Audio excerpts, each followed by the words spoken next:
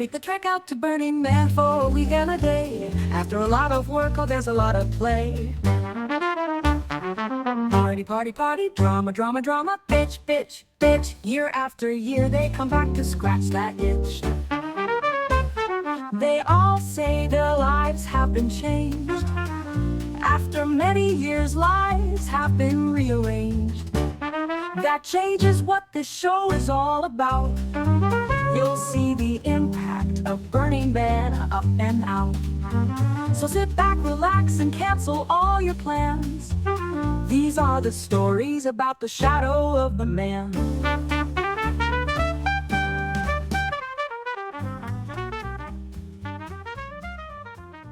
Hello, and welcome to the Shadow of the Man Show. I'm your host, Andy. Oh, that's right, that Andy. Today, our guest is the one and only Meghan, is it Rutigliano? Yeah, Meghan Rutigliano. Rutigliano. Well, welcome to the Shadow of the Man. I think a lot of people in the burner community also know me as Megs. Just Megs, yeah. Okay. Yep. Have you ever had a playa name or just Megs? My first year on the playa, my friend named me Yabba Dabba Doobie. For pretty no obvious apparent reasons. reasons. Yeah.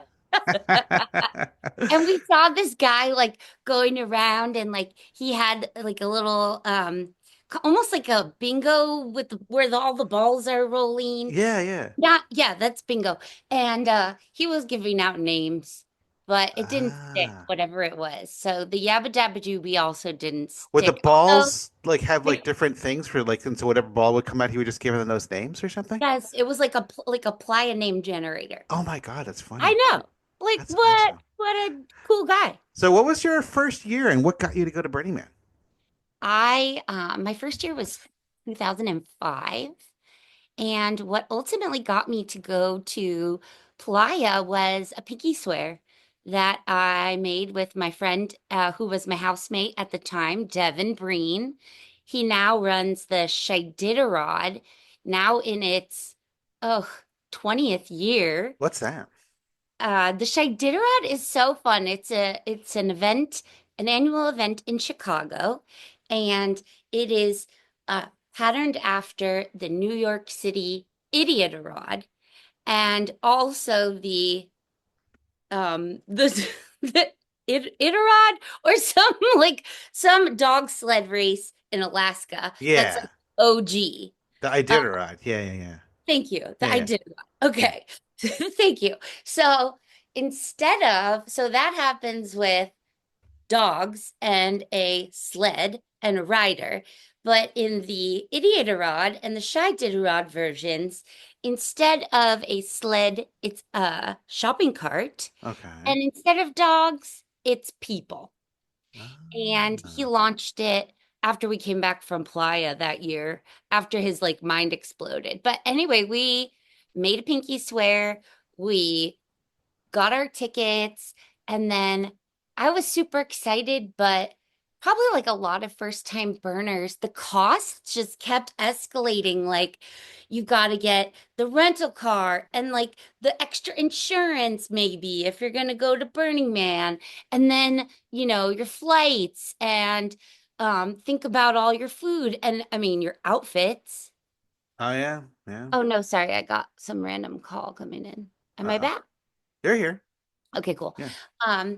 Anyway, but what really started to break the bank for me was we did our research and we wanted to get Illuminate. And I remember being like, is this necessary, Devin? What's that? Illuminate is like this reflective material that if you put over, a lot of people have it at Burning Man. It's reflective, it's made of metal.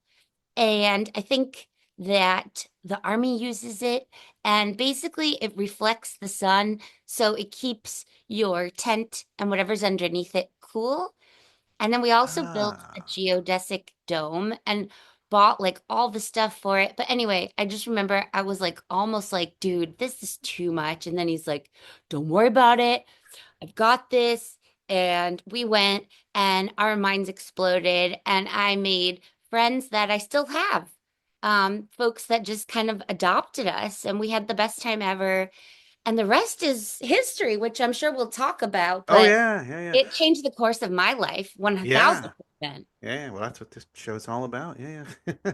So, yeah, illuminate. That's kind of like those emergency blankets, right? Like kind of like those mylar balloons, kind of thing, Totally. something like Yeah. that. Does that Like actually work? it did. Yeah. Really? Yeah. I mean, tents are still hot as hell, but Yeah. that reflective material really saved us that first I've year. actually only ever been in a tent. I mean, I've been inside people's RVs here and there, and I've been like, "Ooh, this is nice." Yeah. But talk I about got expense. spoiled. Yeah, I got spoiled after I started working for Burning Man and they would give us like a staff trailer. And then I went like after I stopped working for Uh-huh. Burning Man and I was in one of those janky flash trailers and I was like Uh, FML.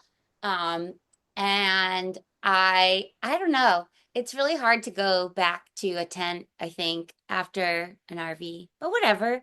I mean, so it's for really the about people. yeah, so for the listeners, what's a flash RV? So Flash is a character. He's like OG Burning Man scene. Hmm. He's a bit of a wheeler dealer, and he rents out trailers that, let's just say, he's like a slumlord of the playa. And he says that himself, so I don't think I'm throwing him under the trailer. But also he has this like little laminate that he puts in everybody's trailer that is like, and I'm doing like the Flash voice now. You have four walls, you have your health, and you are a unicorn, and that's it. And it's like if you complain about something like during the event about your janky trailer, he's like, ugh, he can't be bothered. So I finally slept in one of those and I was like happy for the four walls, but it was so hot. I just did not think about it. But oh, woe is me. These are first world problems. But Yeah. maybe I would stay in a tent. I don't know. Now I've survived Electric Forest, which is an annual festival out here in Michigan, Uh-huh. for which I get paid to be a roving character, which is totally Really? my jam. But Wow. dude, it is so hot there. It's like in June because I think if they put it any later, like people would melt. July or August. Oh, Yeah, yeah. it's like hard to even like stay, I don't know, not in like a sloth mode. Do they have any water or anything there, like a little pond or anything, or is it just like a field or You can woods? like take a bus to the water, but that always has seemed like a little too much for me because I usually am working and the shifts they're not minor. So I Uh-huh. have to like, but just, What do you it's, mean by roving character? okay, so there is an area at Electric Forest that is on the site of Rothbury, or what used to be Rothbury Music Festival. Hmm. But the roving character part, there's this area called the Dream Emporium. It's managed by Cirque Berserk folks and the Do Lab people out of LA. And it's an immersive environment where people go in and then they go into like a dream world, which is kind of interesting because my first year at Burning Man, the theme was Psyche. So it's kind of like that. It's like Yeah. people are already probably having altered experiences, but this really asked them to like dive even further into that. So the first year I got cast as a dream dealer. And so instead of dealing things that people might deal at a festival, I was dealing in dreams. So I had this like Matrix outfit. They put me in this like crazy like mohawk wig. And then I was going up to people and I was like, I got good dreams, I got bad dreams, and I got wet dreams. Good dreams, bad dreams, wet dreams. And then I would like see what people had an appetite for. And then I would like open up my like metal briefcase. It was so funny. It was like definitely like a Matrix type of weird cyberpunk vibe. And then for the good dreams, I would have them close their eyes. And for the good dreams, I would have them like I would talk them through these scenarios, having them picture like a wonderful moment, and then I would give them like a piece of candy.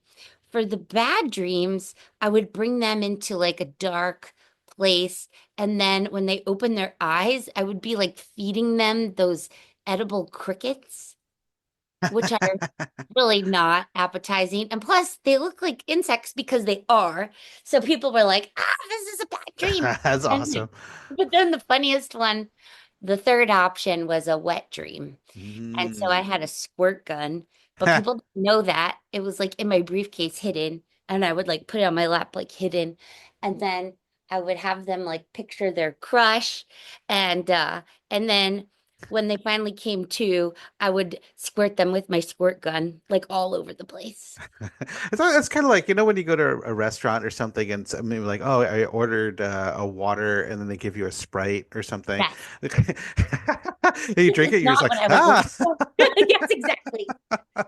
The element of surprise. Like, oh, But this yeah. year, I'm excited because I didn't have to audition. I got grandfathered in, and I'm working for a group that is part of the Dream Emporium, but it's not cast by the Dream Emporium, and they're creating like a cardboard land, which is cool because Hmm. we also have Burning Man people in Russia that have a nation that's called Cardboardia that I'm friends with. So like it all makes sense in the psychedelic space and What's that time. cardboard thing? I'm just envisioning like if that was me and it was like, oh, cardboard land, I would make like a whole bunch of like little buildings and be like, okay, now you get in the Godzilla outfit and you can Yes. like stomp on Yeah, them. you can basically, it's like the idea is like with cardboard, you can do anything you want. And Huh. it's cheap. And like you can make yourself into like a knight, or you can build your own, Ah. castle or snake pit. And it's like basically having like a multi-million dollar set budget. But I Wow. don't know. That's a I'm cool bringing, idea. yeah, I'm bringing my little hippie friend Bella, who I just met. She's like a hippie girl from Ypsilanti. I feel like I'm adopting her like people adopted me in my young 20s. Like, I'm like, hey, do you want to go to this crazy festival? You have to work with me, and we're going to be cardboard czars. And I don't really have more details than that, but definitely ask off for work. And then that she was like, I'm in. I'm like, okay, that's the Wow. dude. Huh. So yeah, so 2005, your first year. So who did you camp with? I mean, was it just you and your friend, or like open camping, or did you stay like at a theme camp, or like how'd you like get involved? We got involved through the Chicago scene. A lot of folks that are listening to your show probably know Tom Laporte. Oh And yeah. yeah, he passed away, but he's a living or a oh no, not a living legend. Sorry, Tom. He would laugh at my outtake there. But he is well remembered as a great organizer of chaos, recruiter of wonderful people to come to the playa. And he had me do some radio spots before Burning Man, and they were for BMIR. So they were like playa commercials, which is interesting because I was doing voiceover at the time and I still do some of that work.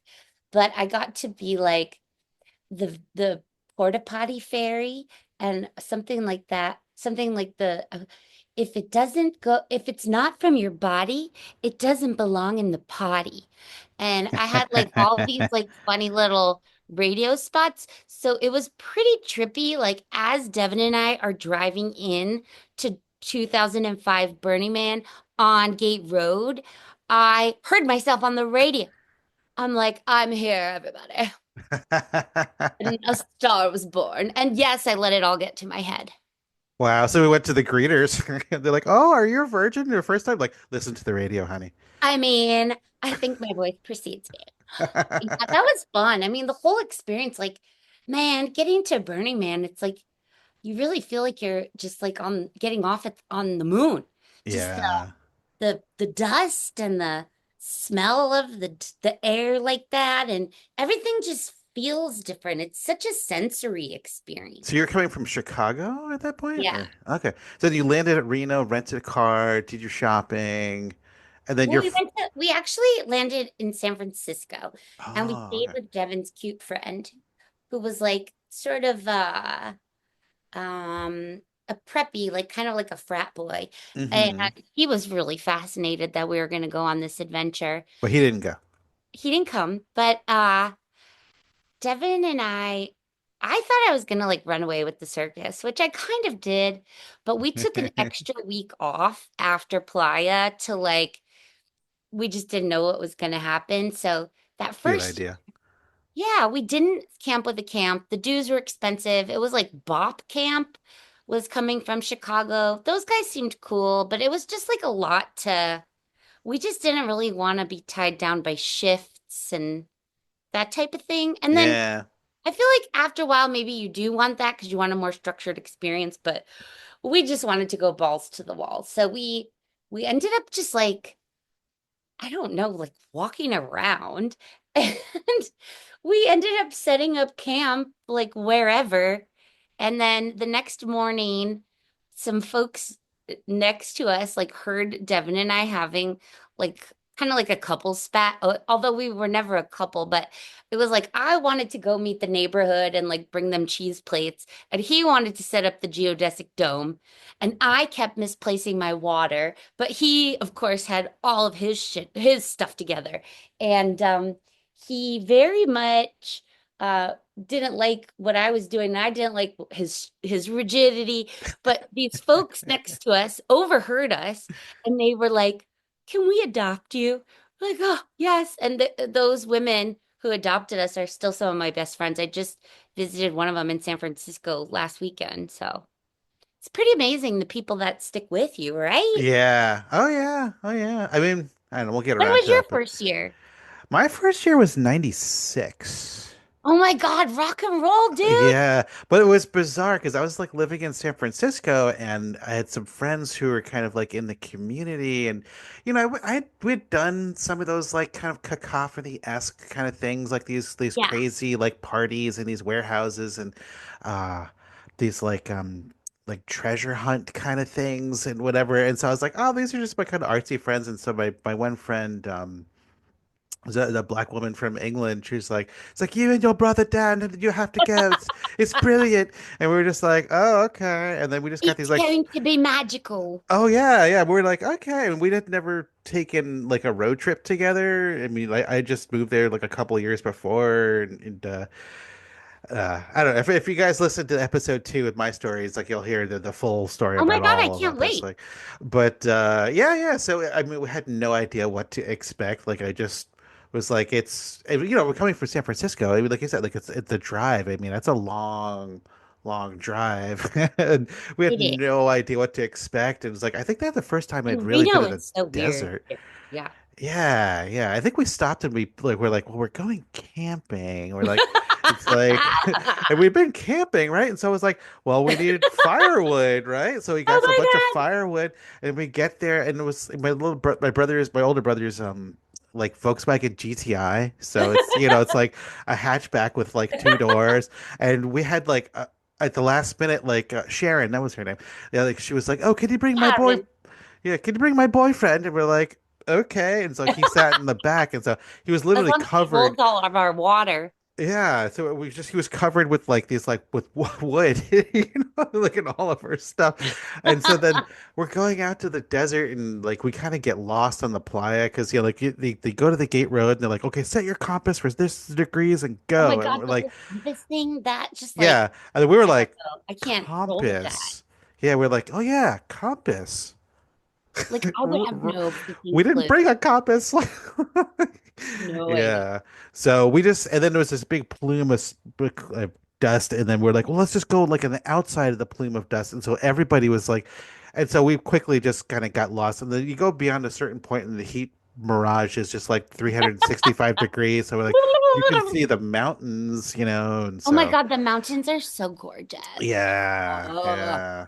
But I remember like going up there and I was just like, well, what is this again? And we're like, well, it's in the desert. Like, yeah. It's like it's kind of like it's arts thing, but then it's like our friend who was like, he's a DJ where we're driving like it's just like, okay, it's kind of like a rave, but kind of artsy. And then we're like, how in my glow sticks mind are not totally off limits, but they're not exactly cool. Eh, So in my mind, I was thinking it's like it's like those old people that travel the country in like an RVs. Like it's like Oh. that. It's like that, but combined with like bikers. So. just gonna be like old people and bikers, and I was just like, what am I going to? And then we get there, and I think we Oh my got there God, like this is awesome. Saturday, and then we came back Monday, and that was like the whole Pepe Ozon is like lingam thing, Oh yeah. and we had no Oh yeah. idea. And so our friend was like, oh, go out to the rave camp and you can get some drugs. And we're like, that's 3 miles that way. And we're like, okay, we bring like a little dinky like water bottle. Yeah, Oh, oh, that was the thing that I totally did not understand before my first Burning Man was like the barter system. Or wait, sorry, the well, it gift. was barter back then. Yeah. Okay, so when I went, it was like gifting, but I thought that it was a barter system. So I was like, I'll bring some Chardonnay and maybe someone will give me some tabs like for this wine. But like, no, it's like the whole idea once I like kind of clicked for me was like everybody should just bring more than what they need with the Yeah. idea that they're just gonna share. And I Yeah. like that. I Yeah. like Yeah. that in life. Well, that's the But whole like gifting people don't economy live by thing. that. Yeah. I mean, early on, I remember there was a guy who it was almost like a garage sale. He had this like blanket set up and he had all these different things. And we're like, Get your tchotchkes here. yeah, well, it was just like random stuff. It was literally like a garage sale. And we're like, what is this? And he's like, oh, I'm bartering. He's like, what do you got? And we were like, what? What are you talking about? This is not a swap meet, like, what do you think? Yeah. I've also heard that Stuart Mangrum, he had Yeah, arguably with the first theme camp or one of I the love that. yeah. So I heard that although Egg Chair Steve had the first, wasn't it like Christmas camp or that's what I I heard, Christmas camp was the first. Okay, who do you know from Christmas camp? Like who was that you said with the egg wasn't Egg chair? Chair Steve a part of it? Egg chair Steve, because I've heard different things. Let me write this down. Egg chair Steve. Because I've heard different people say different things about Christmas camp and different people. I'm, I think Yeah. that I've heard that that was the first theme camp. Yeah. But I Yeah. mean, But I love then the whole urban legends of Black Rock I City. think it Like, wasn't like official. I think they just kind of came and they were just like, it's Christmas, like, but then I I'm think sure they didn't register it. well, yeah, yeah. But then I think Stewart started like I guess I don't know if we call it the first official like theme camp or whatever, but or maybe he like did it repeatedly after that or something. But his was like it was like a bar, it was like a tiki bar or something. Okay. Oh Yeah. yeah. Okay. And then but I think at first he was like it was like a barter kind of thing. If they serve tiki drinks, I'm in. Yeah. And George Papp, I remember for a number of years, he had the whole tiki bar thing Oh my too. God, I love that you just said that because he popped up on my Facebook today. He was like walking and in his photo and he has this really nice new Italian leather jacket. And I said, "Looks good on you, Georgie." And I gave him like one of those kiss Yeah, yeah. emojis. Isn't it weird how much of our life is like spoken through emojis now? Yeah. Yeah. Yeah. But I'm sure there's a tiki emoji, tiki bar emoji. Oh, I'm And sure. I'm sure, like, well, obviously Christmas. So, like, all the things we've just talked about, there's probably an emoji for them. Oh yeah, yeah. You can even make emojis, like whatever. So yeah, Well, so after 2005, like where did your like how did you get involved with the organization, the project? oh, that's a nice question. Well, after I went to Burning Man, I just was like, we got invited back to San Francisco by Robin Hood, who's an incredible artist, visual artist, scenic painter, um, and just like a pretty amazing person. She invited Devin and I back to San Francisco. And I was like, man, this is so cool. So I just couldn't get back to San Francisco soon enough. And I felt like Chicago was interesting. I was doing a lot of acting. I was a girl Friday for a TV production company. And I was also Tina in Tony and Tina's wedding, which was super fun. And I was doing radio voiceovers and I was going to Burning Man parties. But then that next year, I went to Joe Bullock's Sea of Dreams, the New Year's Eve party that he used to throw. Um, and it really changed my life. I reconnected with people I'd met at Burning Man like 6 months before, and I dressed as a giraffe, and we were treated like rock stars. And I just was like, I have to move here. It was just that it was like so much bigger than me, the drive to be in San Francisco. And I liken it to like I wanted to be in the cauldron where all of the creativity was like bubbling and stewing. And I felt like the scene in Chicago was derivative in some way of the playa scene, but it felt kind of not there. But all love to the Chicago people. I feel like that scene is so cool now because I go back now that I live in Hmm. Detroit. So I go to Chicago pretty frequently, and the burner scene is just like really amazing. People are so connected to each other. The Shiditarod has grown to like a few hundred teams. But anyway, after that New Year's, I just made a plan. And then by 2007, I moved. And it was a big deal. I didn't have a lot of money, but I had big dreams. And I wasn't there for that long before Jonesy, he used to be one of the RCs for San Diego, but he lived in San Francisco at that time, Yeah, yeah. and he was dating one of my best friend's kitten, who let me stay on her couch for something like 3 months. I was such a couch surfer when I moved to San Francisco. Oh my God. I was like friend on couch. Like I stayed for so long. It was different times. Now So that I'm in my Jonesy, 50s, yeah. What'd you say? Oh, Jonesy. yeah. Jonesy sent me the post about a role at Burning Man headquarters, and it was to be a receptionist, which I had been a receptionist in Chicago for like 3 years. I'm like, oh my God, I'm a natural. And I wrote on my application, this was a line that my dad gave me. I said, I would like to be your director of first impressions. Ooh, nice. And it caught their attention. And 5 interviews, maybe six Why? later, I had to go through like 6 interviews, and some of them were group interviews. It was like it was like basically auditioning for the presidency. I know, serious job here. Yeah. Yeah, but Marianne Goodell and Andy Grace, they took a shine to me. Harley said I wore too much perfume, but I think she still liked me. But they plucked me out of obscurity and into the limelight. They didn't choose me to be the receptionist, but they put me in to work with Andy Grace, who was coming back from maternity leave after she birthed Junie, and they needed help with the second leadership conference, Burning Man Regional Network Yeah. Leadership Conference. And I just dug in. It was a time where they kind of would contract you and see how you fit. And I just kept taking on more projects and then made a case for them to just hire me. Um, it was awesome. I mean, I worked at the organization for almost 13 years. So it's 2008 you started working there or something? Yeah, Yeah. 2008.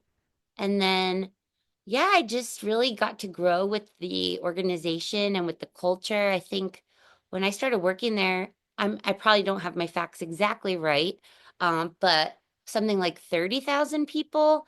And then by the time I left, it was Sounds like right. Yeah. over 80,000 people. So I got to really grow with the org and grow with the culture and really get a front row seat to what it was like to scale an organization, to build international operations, and to really see the playa and the 10 principles and the ethos um, have a global reach. It's been really amazing to be a part of Hmm. it.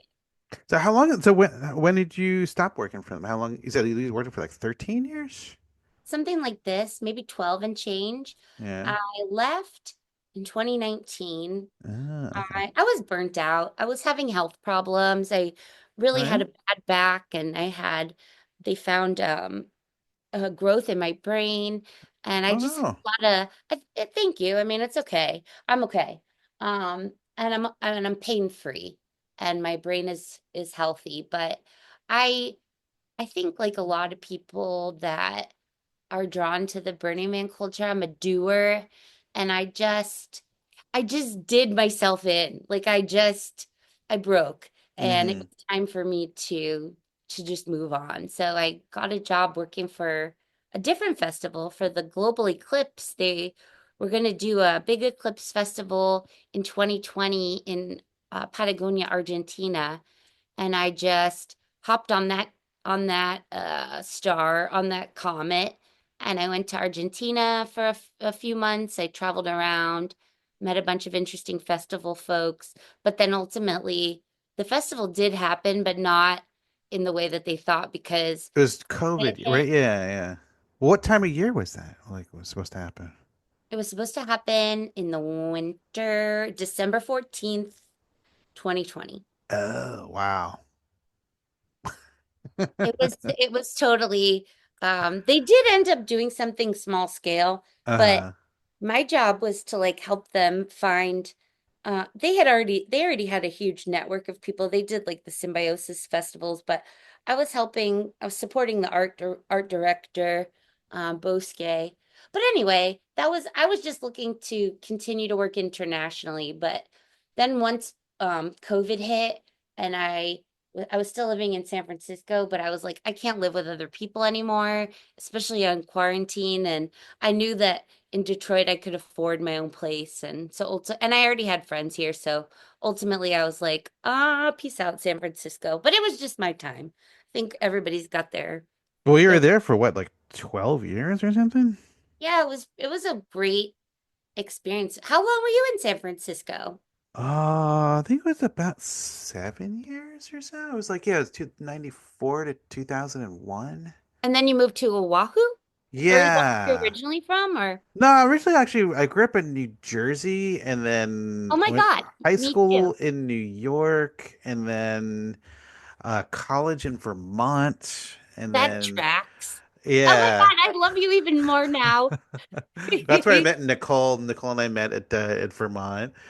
Oh my God, Um, you've been together since college? yeah, we met in 92. Oh my God, I love I'm that. trying to remember, like, when did you come out, like, with you and Andy and Twan? Was that, I feel like we came there in was that two? 2009 or 2010. So, okay, we had Luca at that point, right? He was like a Yep. little baby. He's 17 now, and it's like, and Oh my gosh. he's gonna be getting his driver's license, Oh my gosh. yeah, we've been like looking at colleges. Oh my gosh, that's He's, so cool. his actually the prom is on Saturday, or what's today? Today's Wednesday, right? Yeah, yeah. Saturday. His prom is this coming weekend? Yeah. Have Well, a date? his school's kind of small, so the whole high school is like maybe 30 kids or something. So it's like they just do a prom with like everybody for like all 4 years. I like that. Yeah, yeah, I don't know. That yeah, was a weird. I wasn't cool in high school at all, but I was cool. I wasn't cool until I think I yeah. I don't even know. I don't even know if I was ever cool, but I'm me now. You're But I cool feel now. like a lot of people that go to Burning Man like weren't really like popular kids necessarily, but like they were able to live out that like cool kid life by being able to just be themselves. Yeah, Burning Man. Does that make sense? Like yeah. we're into the nerds, but like in a big way. Huh. Well, where did the cool kids go? To like Cancun or something, Yeah. Yeah. Sorry. Not sorry. We chose something else that's not as comfortable, but a lot more street cred. Yeah, yeah. All right. Well, Well, I'm excited for you. That's so cool that he's 17. yeah, Oh my yeah. It's God. funny because I keep thinking, it's like, oh yeah, I could talk to him, like, oh, you want to go to Burning Man with us, me, one of these days? And I mean, in years past, it was always kind of like, I don't want to bring a small kid to like Burning Man, or like, it's like I want to have fun. But now that I'm like a little older, I'm like, I don't really have that much fun anymore anyway. I don't really, I mean, I still drink, but like I don't smoke anymore, and it's like, I actually let's see, my last year on the playa was 2012, but then I went back this last year, 2024. So I think I had, or maybe no, 2011, I think was my last year. So yeah, I took like 13 years off. Oh, wow. Yeah, so I miss like that whole, like the last year I went in 2011 was the first year it sold out. And then Oh my 2024 was the God. first year it didn't sell out. So I Oh my missed, God. So you totally missed the bubble. yeah, yeah, yeah. And now you get to like be more connected to like source energy. Yeah, yeah. Which is kind of actually why I'm even doing the show. Because I mean, at I first love that. I was like, it's like, oh, I want to get back and do like the regional stuff. But then I was kind of like, wasn't quite really working, And I was just like, I'm not sure I really wanted to do that. But I kind of wanted to still be connected and still like, like have lots of friends and kind of like reconnect with people. And so I was like, how about a show talking about like, what like to talk about people's lives and it's like, what impact like Burning Man has had. You know. So anyway, Yeah. let's I love get what you're us. doing. It's so fun. Yeah. It's a really fun way to reconnect with people Well, too. it's funny because like I think you had this reaction. A couple other people did like when I was like, "Oh yeah, come on my show, The Shadow of the Man." They're like, "Ooh, well that's dark." I'm like, I'm like I the was like, shadow. it's like Well, it's no. I mean, it's more like what's the influence? It's like, I, yeah. I think that the People's Association with it probably has to do with like that psychology kind of framework where it's like you have to look at your own shadow. Like, yeah. I don't Well, know. also, I mean, I've had a Once you couple of explained it, people. I was like, that's cool. Yeah, yeah. With a couple of people I've talked to, they were like, oh, they had like some bad experiences or whatever, and they were just like, "Oh yeah, I'm leaving all behind. Like I don't want to talk about that, or maybe it's painful or whatever." And so like I think what I told you is like what I tell everybody. It's like I'm more interested in the phoenix than dwelling on the flame. That's great. You know. Yeah, I think Burning Man has been so formative for me. But at a very early age, I mean, I was just in my mid 20s when I started working for the man. And I think Burning Man just means so much to people that when you're a representative of it, there's just like a lot of energy that comes at you as a Hmm. person. So, like, I didn't really feel like I could experiment with myself and my personas in the same way that others maybe because I felt like I had to keep a party line. Although Burning Man like definitely let me color outside the lines as a performer Uh-huh. and traveler, but I think ultimately it was wonderful because I got to have so many forge so many relationships I Hmm. might not have, but Yeah. I think it took a toll because of all the like the energy that people sort of expect of you because they want to be connected to the culture. And if you're a conduit of that, it can kind of wear on you. But now I feel Ah. whole again, and it's kind of come full circle because Burning Man is coming to town. Andy Grace and Oh Kim Cook yeah. and Erica and I don't know, maybe a couple other folks from the org are coming to Detroit and Chicago. I think they'll be in Chicago this weekend, and then they're doing a public event here in Detroit on Tuesday, May 6th, which may have already passed by the time folks are listening to this. But I'm stoked because I will get to see Andy again, and she really taught me a lot, and so did Kim. And yeah, So I'm this is like a town hall kind of thing, right? Because they're doing this like all over the place, right? They did it like in New York, and Portland, or like Seattle or something, and like a number of places. yeah, I feel Yeah. like Burning Man wants to listen to others and understand what might be preventing people from continuing to invest as much time and energy in the playa experience.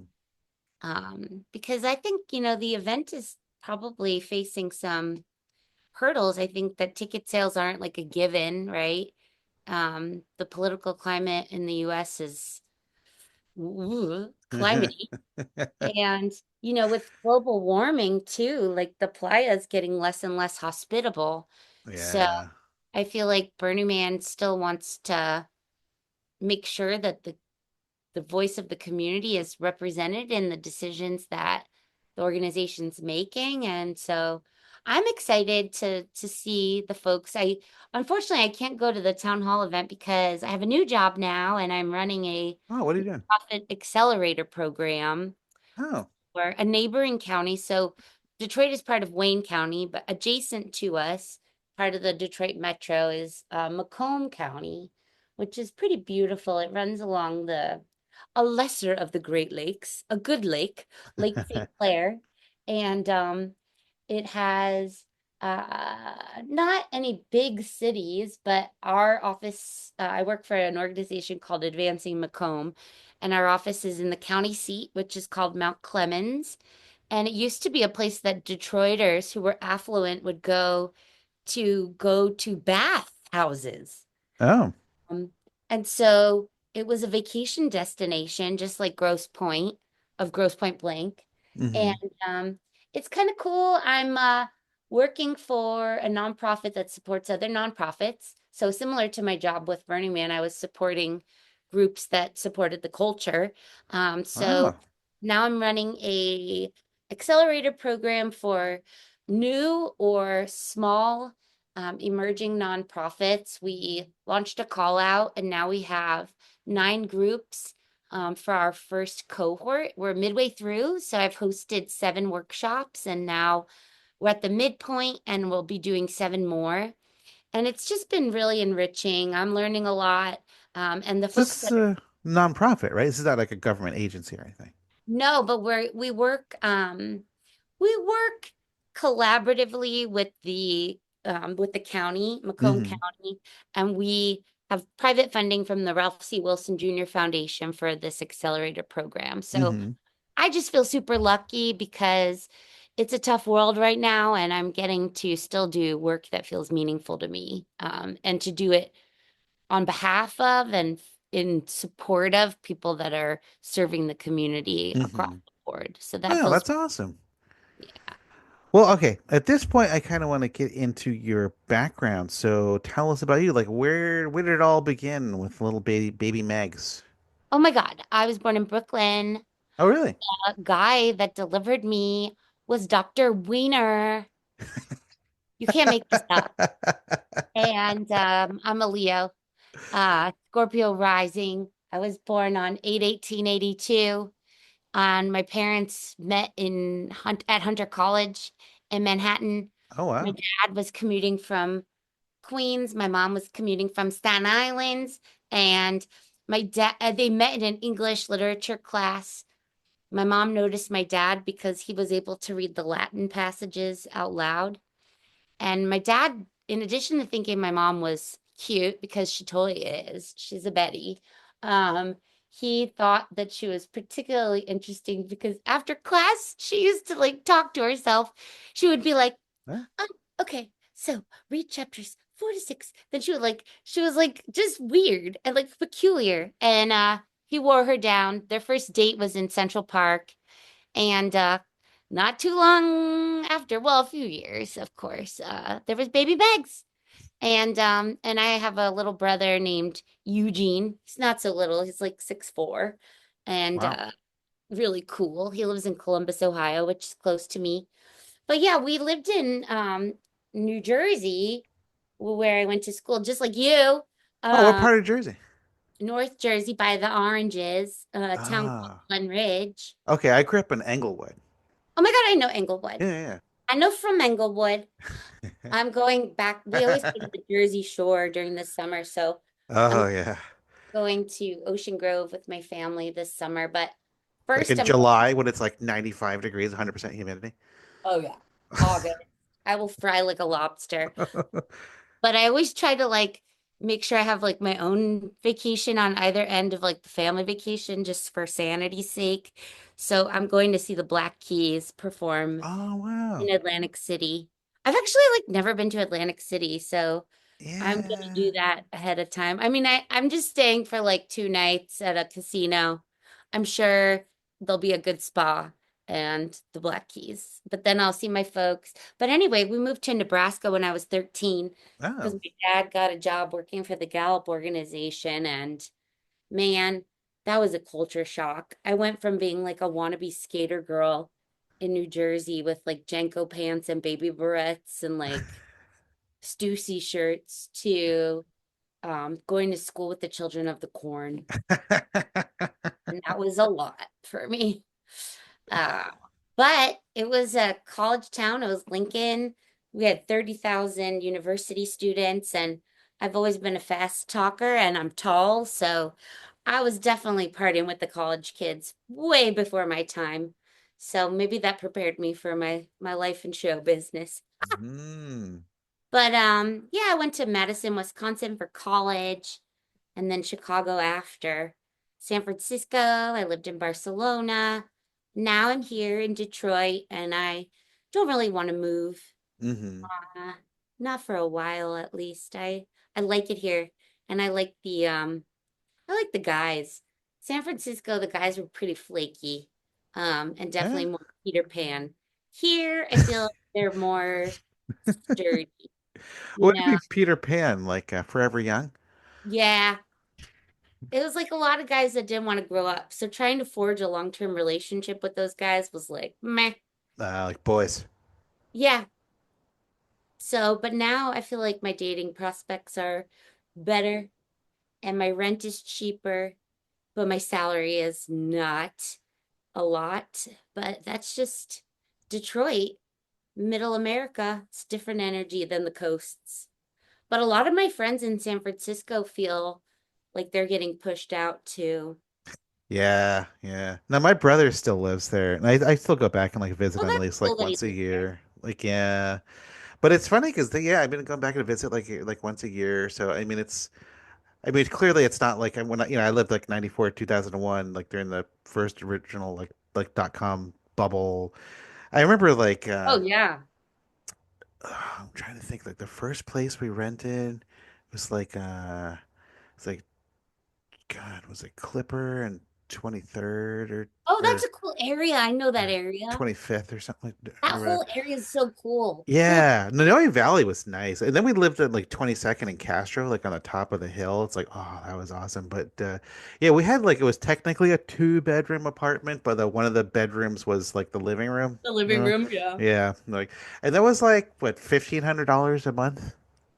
Now I'm sure it's like 5 grand or something. Yeah, it's interesting because when I lived in the Mission, I was lucky. Like we had rent control, but it was when Google started like busing Yeah. people, and that was a big thing because the price for rent and everything just got so inflated. But I think a lot of those people, a lot of folks that are now able to work remotely who Mm-hmm. were living in San Francisco, a lot of them have moved to like out of the city, like Mm-hmm. Mm-hmm. Pescadero and I don't know, um Petaluma, like other places that are cool and urban Mm-hmm. adjacent, but it's not as appealing, I think, to folks to live in the density. Yeah, yeah. And I'm then a city also, girl though. I oh like yeah. city. No, it was fun. It was an awesome time. But then also like, like in the news, like all the doom and gloom. It's like, oh, it's taken over by like homeless people and illegal immigrants, and like I don't know, like me and my brother were like driving around all over the place. It's like it seemed fine to me. I mean, there's always like encampments like here and Well, I there, will like say, I think the sketchier parts have gotten sketchier. oh Um, yeah. and a lot of the retail in like that Union Square area is like there's empty storefronts everywhere. So Oh, weird to see. Because when I was yeah. there, it was like Macy's, Saks Fifth Avenue, like Anthropology, and all that is like boarded up now. It's kind of weird. Yeah. Well, I noticed, yeah, like downtown or like South of Market, and it's like a lot of, there's a lot of places that were kind of closed. I think like when a lot of people work remotely, like a lot of like the small little like restaurants and things like kind of closed up and dried up and went away. But then other places like Noe Valley, I mean, we were like walking around there. We were just there like about a Is that month where or your two bro ago. lives? Now he lives on, God, was it like Divisadero in California or Oh, something? cool. I mean, man, San Francisco's so awesome. Yeah. It's making Yeah. it. Yeah, yeah. No, I'd love to go back and visit, especially the food. Like, Come visit Detroit. Detroit's so cool. oh yeah, I'd love to. Well, you It's got to come to really Hawaii, and I'll come to Detroit. okay, deal. Deal. Deal. All right. Take you Well, let's there. get on to our last question. What has been the impact or influence of Burning Man on your life? Oh my gosh. Just a small question. Wow. I mean, I think I was entrusted. Thank you, Maid Marian. I was entrusted with a lot of responsibility at a very young age. And How I old were you when you think first I got was hired? hired and I was like 25. Wow. But then, I mean, my job really grew. I got to be an associate director. I was managing two international conferences every year, and um Wow. and I had a big budget. I had a staff. I had a team that I managed. I always got to work with Stephen Raspa, which is so Oh, cool. I love Steven. Yeah. I know I do too. He loves you. I told him I was coming on the show. He's like, "Oh, that'll be fun." Um, I gotta get him on the show. I remember I was talking to him on the play because I was actually camping with him like this past cute. year. Yeah, and so I was like, you gotta. Yeah, and also I just barely launched the show, and so I had like what 2 episodes or 3 episodes or something, and then I'm sure everyone's just like, yeah, podcast, Brett Birdie Man, yeah, whatever, like. And so now Now let's you see. have had a lot of cool folks on Well, here. you're episode 20. Tomorrow night I'm gonna be and this is gonna come out. I think you're May 15th. Yeah. Okay, then you So, can take out the part about the dates. whatever. I don't edit. Oh, cool. I'm I didn't lazy. know. Yeah. So the tomorrow night I'm actually episode 21. I'm gonna be interviewing Adriana Roberts. Oh my God. Ah, Yeah, Adrian, I so know. I awesome. can't wait. It's gonna be an They are awesome interview. amazing. Hmm. They are fierce. They are totally on the money with all the dynamics. Hmm. I don't know. I Well, now have a bird's eye view of Burning Man, but I'm really grateful for what Burning Man did for my life. I was given a lot of responsibility early, and I was mentored by Marion and by Andy Grace and by Kim Cook, and those are some really powerful women. And so I feel like the professionalism and the strategic mindedness and the ability to plan, launch, execute, and evaluate programs has served me really well. And so I'm proud of what it was able to create. And plus, now I also have friends all over the world that I can visit and chat with. And um, so it influenced me profoundly. I also had a really nice relationship with Larry Harvey that was very hmm. nurturing. And I'm grateful for that. Yeah. I think his anniversary of his passing, which wasn't that just recent? Probably. Yeah. I don't always track that stuff, but Yeah, I just saw it like on social media, like people were posting stuff. Like, yeah. he's just like, he was really kind to me and he liked my sense of humor. And so I felt special that I was able to connect to him. But I think he did that for a lot of people. So I Hmm. think it says even more about him than it does about me because he could always find common ground and he wasn't pretentious. Um, and he was endlessly curious. And I think that that curiosity made him accessible and it also made the philosophies underpinning the event and its culture permeable and Yeah. useful for others. And he was flexible and really so smart. Yeah. Yeah. What was it? When did he pass? It was like 2018 or something, right? Something like Yeah, that. I was still at the org and it was like, oof, I was going through a lot of my back issues. And I remember that really added some stress to what already felt stressful. But I think in, Burning Man fashion, he was really well honored and celebrated. And Burning Man's really good about celebrating people's legacy and honoring their passing and making sure their memory is preserved. And so uh, Yeah. I think about Burning Man every day, and I'm so grateful for the experience. Oh yeah. Yeah. Yeah. I mean, for me, it's like it's always been about like community and connection, and like you're saying, it's like literally friends like all over the world. I mean, you can like throw a dart in the map, just be like, I want to go there, and just be like, and just like, let's see, who do I Hey, who's know? here? Yeah, Like, I love that. yeah, yeah. But also, I'm just kind of getting back to like I don't know. I just find like there's been like a couple of points in Burning Man's history where it's just kind of like I feel like this is kind of like one of those transition points? I mean, because Did. like you left 2019, like 2020, 2021, and the event didn't happen. Like between like remember like I was saying between 2011 and 20 it's like it was this whole like the whole like You're right. sold out kind of like Yeah. era, and then now it's kind of like it's like oh then there was COVID, and then now it's like I don't even know what to like to call it, but it's interesting now that they're having like all of these like town halls, and they want to Well, get Burning like Man also has advertisements now. yeah, what's that all about? I don't know, but I saw one of the Instagram ads. One of my girlfriends showed me when I was just in San Francisco, and I was like, wow. I mean, I get it. The event has to be sustainable, but like when I was working there, that was like a hard no. So it's interesting that the culture has had to adapt in ways it probably didn't anticipate, maybe. Yeah, yeah. I mean, I think the budgets kind of grew with the attendance, Yeah, and right, and then the yeah. attendance is kind of shrunk, but the budget's still up there. I know.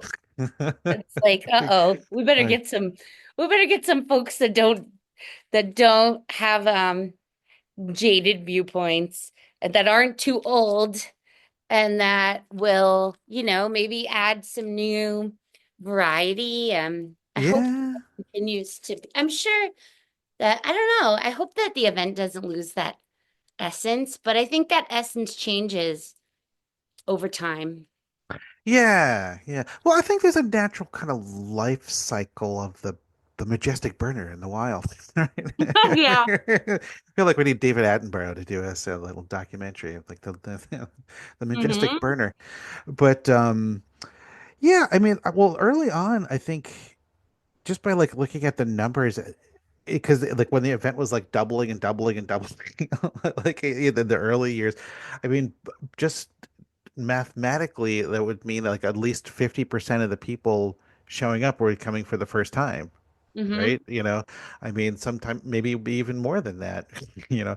Uh, I mean, for some people, it's just like it's a bucket list kind of thing, right? It's just like, Right. oh, I just did it once, and it's like I don't need to do it ever again.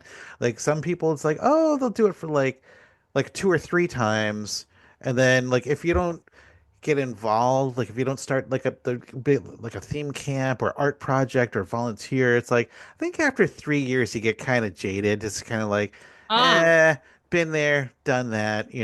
But it's the people who go for like 10, 12, 15 more years. It's like you gotta get involved somehow. It's like it's like you gotta do something. And there's some people who have been going for like 30, 40 years. Like, my God, has it been around that long? 40 years? yeah, well, the last episode was 1986? Dan Miller. Like, he was, 1986. So is it 39? Is it 40? oh, God, yeah, next year it might be 40. Yeah. Wow. But it was interesting in the Dan Miller episode. Let's see, when was that? That was April 15th.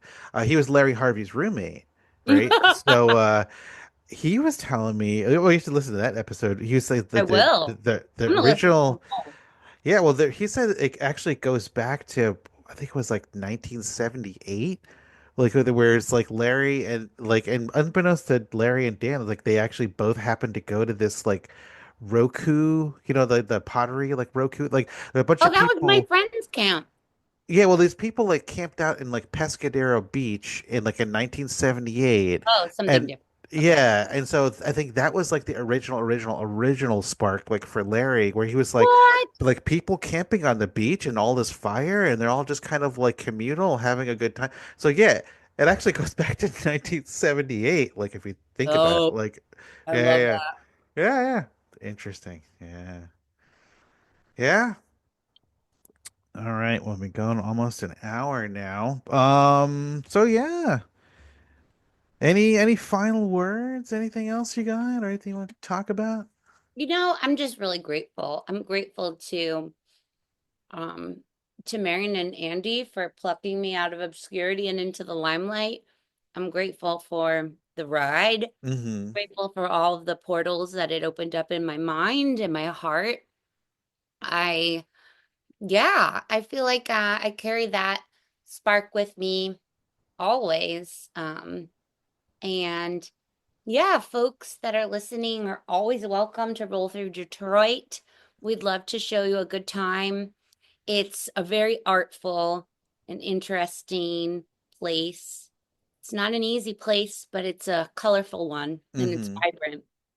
And there's a lot of cool underground scenes and something of an urban renaissance happening. And I feel like Burning Man equips us with life skills. I think Oh by being yeah. able to like make things happen in that really inhospitable desert, we are kind of called upon to be more of ourselves. And I think, um, oh, oh, I know one parting thought. The last time I went to Burning Man, I don't know, it was like after the event restarted after COVID. I camped with some friends of mine from Finland. They had a sauna, which was cool. Ah. Um, but I was at Burners Without Borders camp and somebody gave me a card or I picked up a card. I don't know how I got this card. What it says on it is success is liking yourself, liking what you do Hmm. and liking how you do it. And Burning Man brought that out in me. And I know that I've arrived in my new life here in Detroit because I like myself. I'm good enough. I'm smart enough. But for real, I For like real, what yeah. I'm doing and how I'm doing it. And I think, that's what ultimately Burning Man has taught me. And that's a life Yeah. lesson. Yeah. Well, I mean, it took like a little girl from Brooklyn and then to New Jersey and then to where is it? Iowa or Oh, Nebraska. Might as well be Nebraska? Iowa. And then, you went to college and then, I mean, you were at 25 and then Burning Man, you went to Burning Man and then got inspired and then they kind of plucked you in and they're like, here's a job. Here, have some responsibility. And Crazy. then developed your life Crazy. skills. And like now here you are working for a nonprofit that's accelerating other nonprofits. I mean, Oh, thanks, that's man. an Thanks for incredible seeing me. story. Yeah, Yeah. yeah. And you're just an incredible, inspiring Hey, me? leader Nah. too. No, you are. I mean, I feel like you really held it down when folks wanted to do the Circle of Regional Effigies. I remember you really pushing for that, and I think that that was a really important project for so many groups around the world to feel an open invitation to create art and to build community around that art. That's a whole other podcast is talking about that. But I also think you care about the culture, you care about Oh, thanks. the philosophies, and I see you, voicing your thoughts and opinions on the regionals list and keeping it real. And I respect you so Oh, much. thanks. Well, I appreciate that. You too. All right. But as I always tell people, this show's not about me. Yeah, It's about whatevs. you.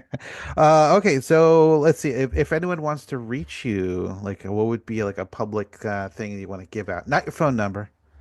Hmm. That's what one guest did one time. I had to edit that out. Like, not your goddamn phone number. People can reach me through my LinkedIn, Megan Rutigliano, or my Facebook. Facebook, honestly, is the best place to reach me.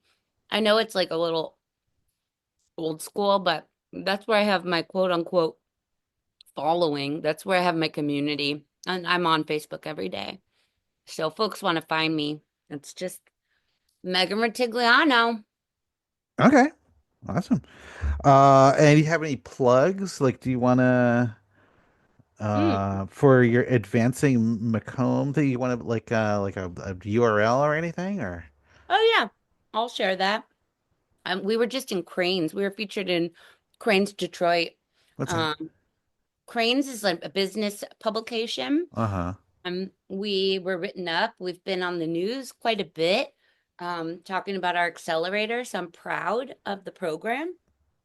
And then I'm doing some traveling this summer. I'm going to Railbird Music Festival um, in Lexington, Kentucky. I'm going to Amsterdam to go to Wasteland Oh. in July. I'm going to Iceland on my way back. Ooh. I mean, I can't afford it, but whatever. YOLO. That's right. And then I'm also gonna go to Bourbon and Beyond, which is in Louisville in September. And I'm going to go to AFTACON, which is Americans for the Arts Ah. convention, in Cincinnati in June. So if anybody's going to be at any of those things, reach out to me. I'd love to connect with other burners or burner curious and just keep on rocking it. So for the listeners, your last name is spelled Rutigliano. Yep, Yeah, yeah.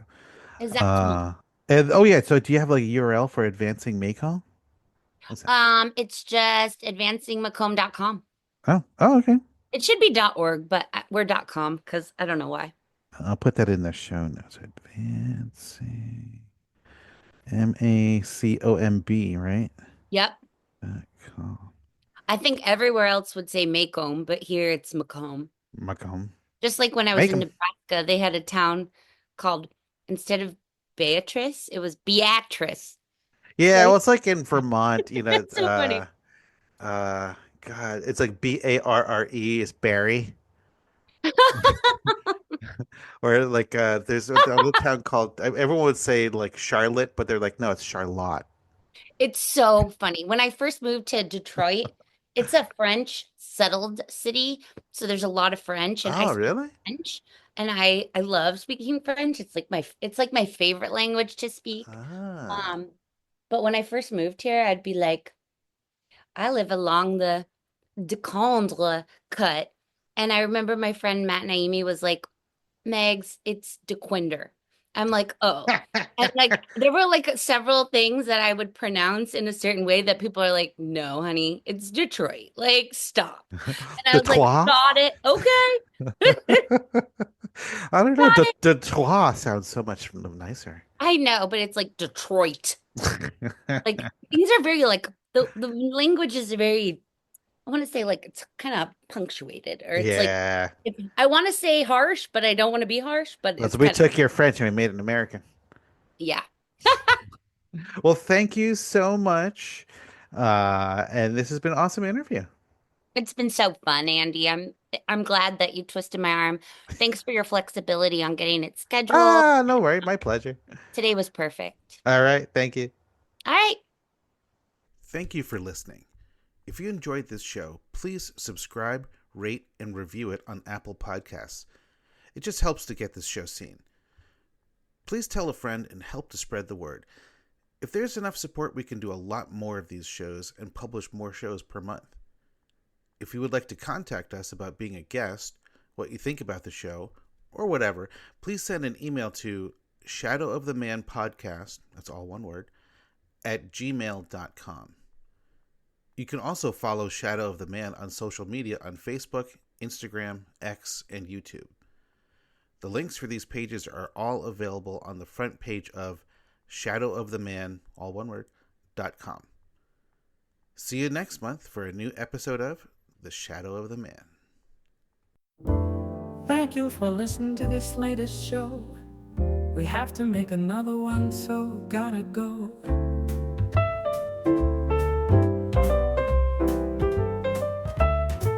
Don't worry, for next month we already have one in the can. Very soon you'll be listening to a new Shadow of the Man.